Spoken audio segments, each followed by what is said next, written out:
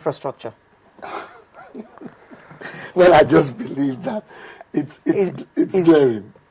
It's glaring. Okay, we still have total no improvement in roads. No improvement in roads. Well, the trains are moving now. With isn't that at this age when there's electric power train all over the world, almost traveling at the speed of aircraft? Yes, and we have ours going at that pace with thousands sitting on top of the cabin. Good improvement, good leadership success for the president. When the head is rotten, the whole system is down. It's collapsed. Whether we like it or not, you cannot drive from Lagos to Ibadan or Ore without complaints. The expressway is here, right here. There's still the politics and crisis between Babalake and the minister. We still have some living ex-ministers who got contracts for the rehabilitation of these roads and who till date, no question has been asked, yet they have been given positions, NPA and co. Nigerians have been taking too long for a ride. But the painful thing is that we do not love ourselves. The power we have is our vote.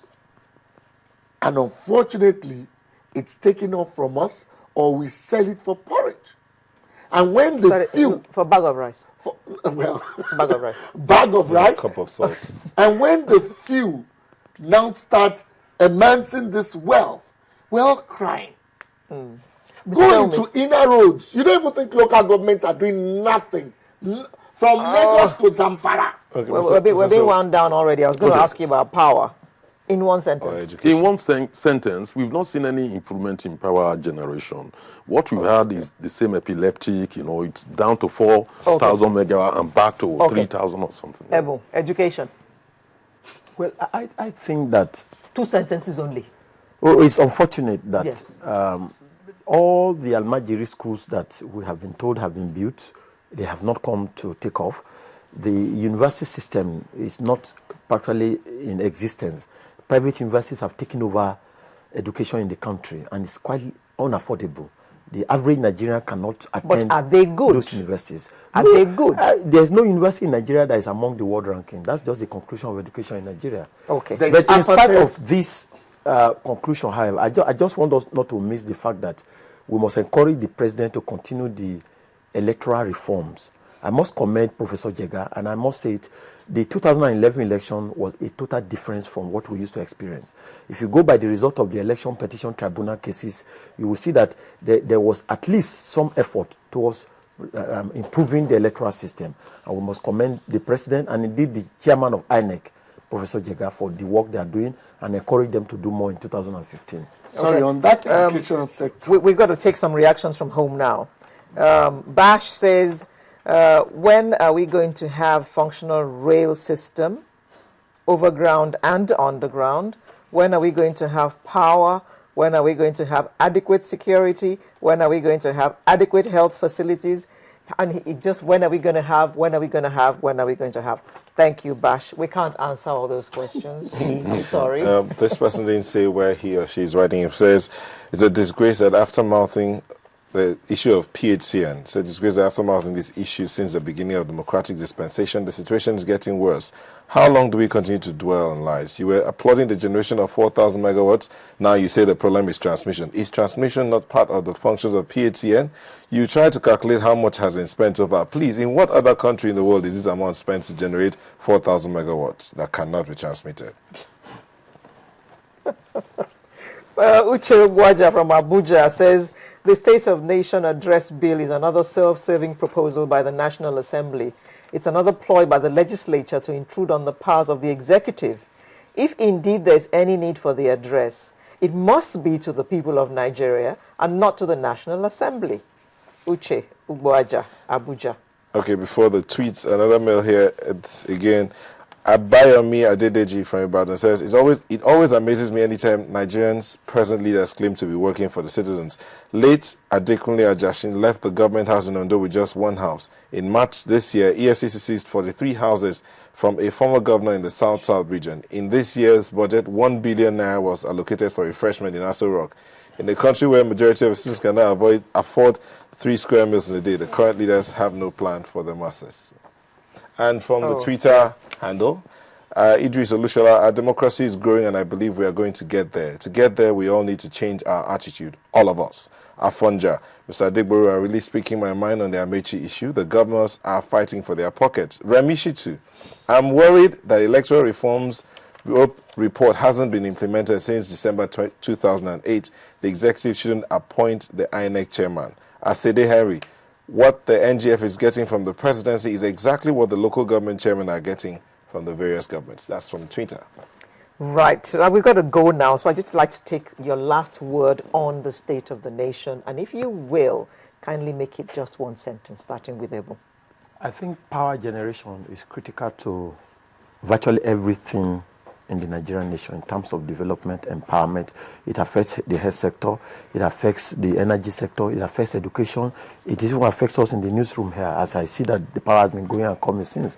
So I think that if the president should be in this forum now, I will tell him to make power generation the greatest priority for his regime. Mr. Dutala.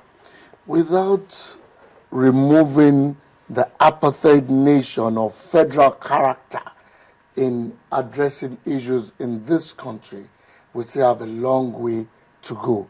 It is time the states or the federal government respect the federal structure of this nation.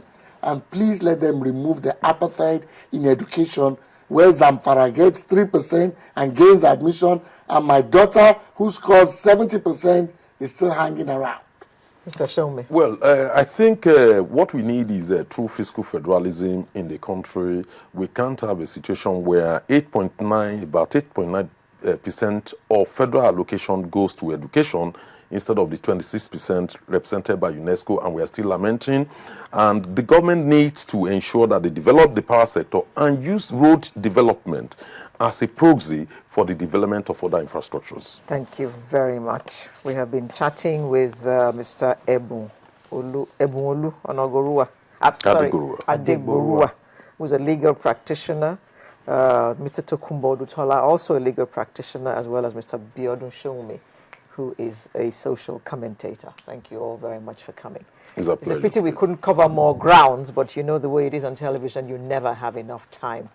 But I hope that you got enough out of that to determine what state our nation is in right now. We'll be right back with another very interesting segment in just a moment. Don't go away.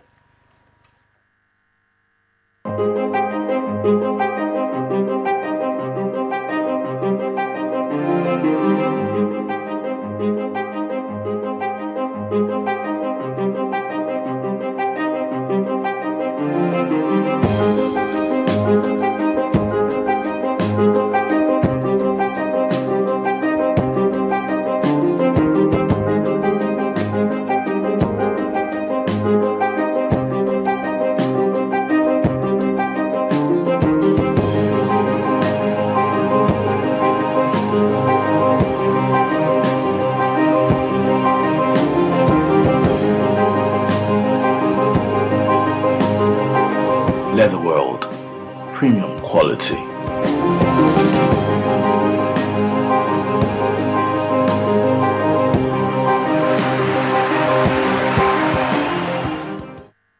It's MTN Super Season Data Delight. Get more value on all MTN mobile internet plans this season. Enjoy 260 megabyte internet data for only 1,000 naira. Dial *123*4# to choose a data plan now. MTN, everywhere you go.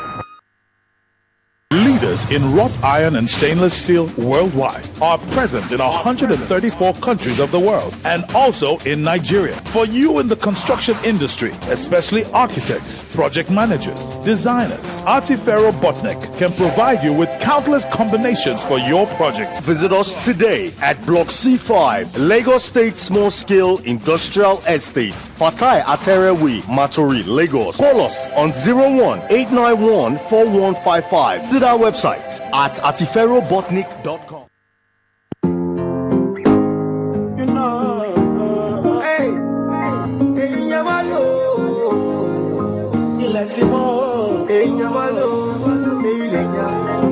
Okay.